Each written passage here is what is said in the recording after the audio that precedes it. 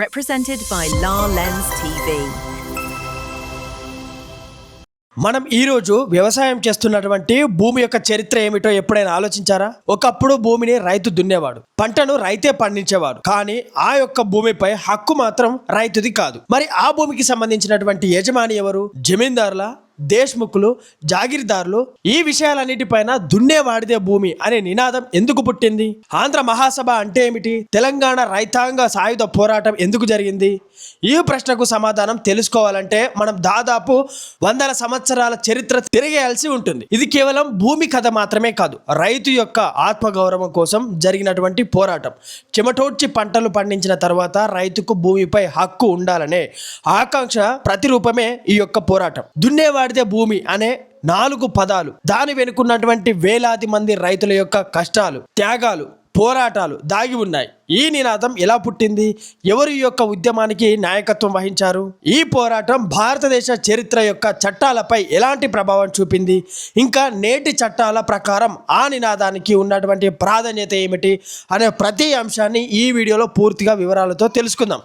కాబట్టి ఈ వీడియోను చివరి వరకు తప్పకుండా చూడండి. ఎందుకంటే మనం తెలుసుకోబోయేది కేవలం ఒక నినాదం గురించి మాత్రమే కాదు, భారత రైతాంగ చరిత్రను మార్చినటువంటి ఒక మహోన్నతమైనటువంటి ఉద్యమం గురించి కూడా ఈ వీడియోలో తెలుసుకోబోతున్నాం. మనం ఇప్పుడు టాపిక్ లోకి వెళ్ళినట్లయితే, దున్నేవాడిదే భూమి అనే నినాదం భారతదేశంలోని రైతాంగ ఉద్యమాలకు ప్రతీకగా నిలిచినటువంటి ఈ యొక్క నినాదం ఎందుకు పుట్టిందో తెలుసుకోవాలంటే, స్వాతంత్రానికి ముందు గ్రామీణ భారతదేశంలో భూ వ్యవస్థను అర్థం చేసుకోవాలి. స్వతంత్రానికి ముందు చాలా మంది రైతులు తమ యొక్క సాగు చేసే భూములకు యజమానులు కాదు. ఎందుకోసం అంటే, భూముల యొక్క యజమానులు జమీందారులు, దేశ్ముఖులు, జాగీర్దారులు ఉండేవారు. పంట పండించేది రైతు అయినప్పటికీ కూడా అధిక భాగం ఆదాయం భాగస్వాములకే వెళ్ళేది. రైతుకు భూమిపై ఎలాంటి హక్కులు ఉండేవి కాదు. ఎప్పుడైనా సరే భూమి నుంచి వెళ్ళగొట్టే పరిస్థితి అనేది ఉండేది. అధిక కౌలు, వెట్టి చాకిరి, దోపిడీ కారణాలతో రైతులకు తీవ్రమైనటువంటి ఇబ్బందులు పడ్డారు. ఈ నినాదాన్ని ఎవరు ముందుకు తీసుకెళ్లారు? రైతాంగ సంఘాలు మరియు వామపక్షానికి సంబంధించినటువంటి ఉద్యమాలు ఈ యొక్క నినాదాన్ని విస్తృతంగా ప్రచారం చేయడం జరిగింది. ముఖ్యంగా ఆంధ్ర మహాసభలు మరియు భారత కమ్యూనిస్టు తెలంగాణకు సంబంధించినటువంటి రైతాంగ పోరాటంలో ఈ నినాదాన్ని ప్రజల్లోకి తీసుకురావడం జరిగింది. ముఖ్యంగా 1946 నుంచి 1951 మధ్య జరిగినటువంటి తెలంగాణ సాయుధ రైతాంగ పోరాటంలోనే దున్నేవాడిదే భూమి అనే నినాదం ఉద్యమానికి ప్రధాన లక్ష్యంగా నిలిచింది. అయితే ఈ నినాదం యొక్క అసలైనటువంటి భావం ఏంటంటే, భూమిని ఎవరు దున్నారో వారే ఆ భూమికి యజమానులు కావాలి అనే నినాదం వెనుక ఉన్నటువంటి ఈ యొక్క భావం. భూమి యాజమాన్యం కేవలం భూస్వాముల వద్ద మాత్రమే ఉండకూడదు. సంవత్సరాల తరబడి భూమిని సాగు చేస్తున్నటువంటి రైతులకు కూడా హక్కులు కల్పించాలి. మధ్యవర్తిత్వ వ్యవస్థను తొలగించి రైతులకు భద్రత అనేది కల్పించాలి. ఈ యొక్క నినాదం యొక్క ఆశయం. అయితే దీనివల్ల వచ్చినటువంటి మార్పులు ఏమంటే, ఈ ఉద్యమాల ప్రభావంతో భారతదేశంలో అనేక సంస్కరణలు, చట్టాలు కూడా వచ్చాయి. జమీందారీ వ్యవస్థ రద్దు చేయబడింది. కౌలుదారి యొక్క సంబంధించినటువంటి హక్కుల యొక్క రక్షణ కల్పించబడింది. భూ కమతాలపై పరిమితులు విధించే అటువంటి చట్టాలు కూడా తీసుకురావడం జరిగింది. అయితే భూమి లేని పేదలకు భూములను పంపిణీ చేసే అటువంటి కార్యక్రమాలు కూడా చేపట్టాడు. అయితే ఇక్కడ ఒక ముఖ్యమైన విషయం కూడా గుర్తుంచుకోవాలి. దున్నేవాడిదే భూమి అనేది ఒక రాజకీయ, సామాజిక నినాదం. దీని యొక్క అర్థం, నేడు ఎవరు భూమిని దున్నితే ఆ భూమి వారికి ఆటోమేటిక్గా సొంతం అవుతుంది అనేది కాదు. నేటి పరిస్థితుల్లో భూమిపై హక్కులు సంబంధించినటువంటి భూ చట్టాలు, రికార్డులు, రిజిస్ట్రేషన్ యొక్క పత్రాలు, దాంతోపాటుగా న్యాయపరమైనటువంటి నిబంధనల ఆధారంగా నిర్ణయించబడతాయి. భూమి అనేది చెమటోడ్చి పండించినటువంటి రైతు యొక్క గౌరవం కోసం పుట్టినటువంటి నినాదమే దున్నేవాడిదే భూమి. ఇది కేవలం ఒక మాట కాదు, భారత రైతాంగ చరిత్రలో జరిగినటువంటి ఒక సామాజిక న్యాయ పోరాటానికి ప్రతీక. అయితే నేడు ఈ నినాదాన్ని చట్టపరమైనటువంటి హక్కులతో కలిసి అర్థం చేసుకోవడం చాలా అవసరం. దున్నడం ఒక వాస్తవం అయితే, యాజమాన్యం ఒక చట్టపరమైనటువంటి హక్కు అనే విషయాన్ని కూడా ఎప్పటికప్పుడు మర్చిపోవద్దు కూడా. అయితే ఇదే విషయం పైన మన దేశంలో దేశ్ముఖులు, జమీందారులు, జాగీర్దారులు అంటే ఎవరు అని అంటే, జమీందారుల గురించి చూసినట్లయితే, రాజులు లేదా బ్రిటిష్ ప్రభుత్వం తరపునటువంటి భూమి శిస్తు, పన్ను వసూలు చేసే ఒక హక్కును పొందినటువంటి భూస్వాములు. వారి ఆధీనంలో అనేక గ్రామాలు ఉండేవి. రైతులు పండించినటువంటి పంటలలో కొంత భాగం లేదా కౌలును జమీందారులకు చెల్లించాల్సి వచ్చేది. కొన్ని ప్రాంతాలలో రైతులను భూముల నుంచి తొలగించే అధికారం కూడా వీరికి ఉండేది. జమీందారీ వ్యవస్థను స్వాతంత్రం తర్వాత చట్టాల ద్వారా రద్దు చేయడం జరిగింది.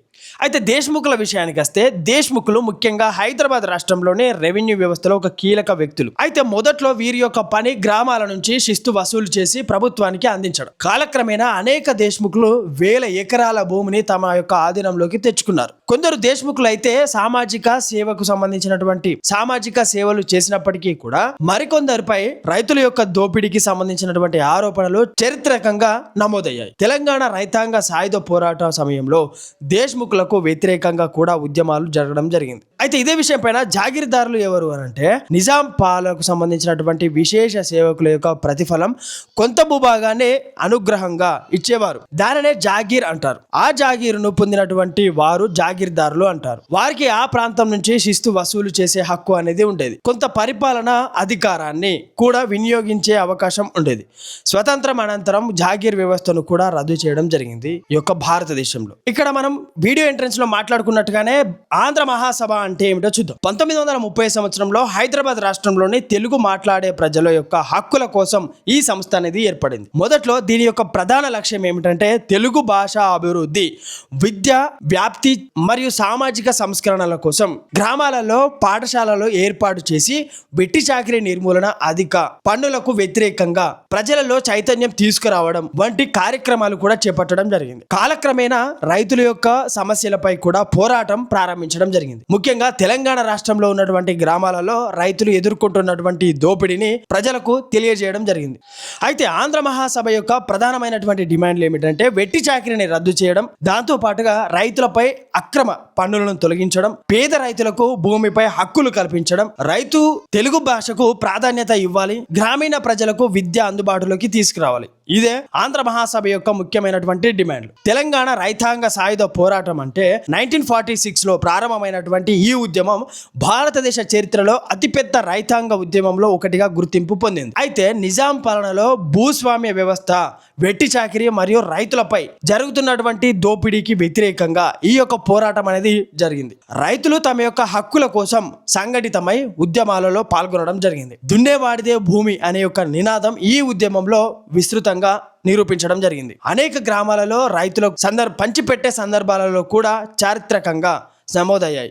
అయితే 1948లో జరిగినటువంటి ఆపరేషన్ పోలో తర్వాత కూడా కొన్ని ప్రాంతాలలో ఆ పోరాటం సాగినటువంటి 1951 నాటికి ముగిసింది. అయితే ఈ ఉద్యమం వల్ల వచ్చినటువంటి మార్పు ఏమిటంటే వెట్టి చాకిరీ వ్యవస్థ క్రమంగా అంతమైంది. భూ సంస్కరణలు అవసరంపై దేశవ్యాప్తంగా చర్చ అనేది ప్రారంభం జరిగింది. కౌలుదారులకు సంబంధించినటువంటి హక్కులను రక్షించే చట్టాలు కూడా రూపకల్పనకు ఇది ఒక పరోక్షంగా దోహదపడింది. భూమిని సాగు చేస్తున్నటువంటి రైతుల యొక్క హక్కులపై ప్రభుత్వం దృష్టి సాధించడం జరిగింది. ఆంధ్ర మహాసభ ప్రజలలో చైతన్యం నింపితే తెలంగాణ రైతాంగ పోరాటం వారి యొక్క హక్కుల కోసం పోరాడింది. దున్నేవాడితే భూమి అనే నినాదం కేవలం ఒక మాట మాత్రమే కాదు, అది భూమిని చెమటోడ్చి పండించినటువంటి రైతుల యొక్క ఆత్మగౌరవానికి ప్రతీక.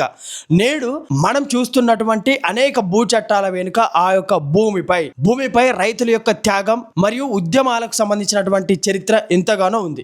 అయితే ఇదే విషయం పైన మనం వీడియో చివరిలో మాట్లాడుకోవాల్సినటువంటి విషయం ఏంటంటే ఒకప్పుడు భూమిని రైతు దున్నేవాడు, కానీ ఆ భూమిపై మాత్రం హక్కు మాత్రం అతనికి ఉండేది కాదు. జమీందారులు, దేశ్ముఖులు, జాగీర్దారుల యొక్క వ్యవస్థలో రైతు తన యొక్క చెమటను నేలపై చిందించిన తర్వాతనే తన యొక్క జీవితంపై తనకే హక్కు లేని రోజులు ఉండేవి. అవి అలాంటి సమయంలో ప్రజలలో చైతన్యం నింపినటువంటి ఆంధ్ర మహాసభ, హక్కుల కోసం పోరాడినటువంటి తెలంగాణ రైతాంగ సాయుధ పోరాటం చరిత్రలో ఒక కొత్త అధ్యాయాన్ని లిఖించింది. దున్నేవాడిదే భూమి అనే ఒక నినాదం కేవలం ఒక రాజకీయ నినాదం మాత్రమే కాకుండా అది సామాజిక న్యాయం కోసం జరిగినటువంటి ఒక మహోన్నతమైనటువంటి పోరాటం అని చెప్పవచ్చు. అయితే నేటి తరానికి తెలుసుకోవాల్సినటువంటి ఒక ముఖ్యమైనటువంటి విషయం ఏమిటంటే నేడు భూమిపై ఉన్నటువంటి హక్కులు చట్టాల ద్వారా నిర్ణయించబడతాయి. కేవలం భూమిని దున్నడం వల్ల యాజమాన్య హక్కు అనేది రాదు.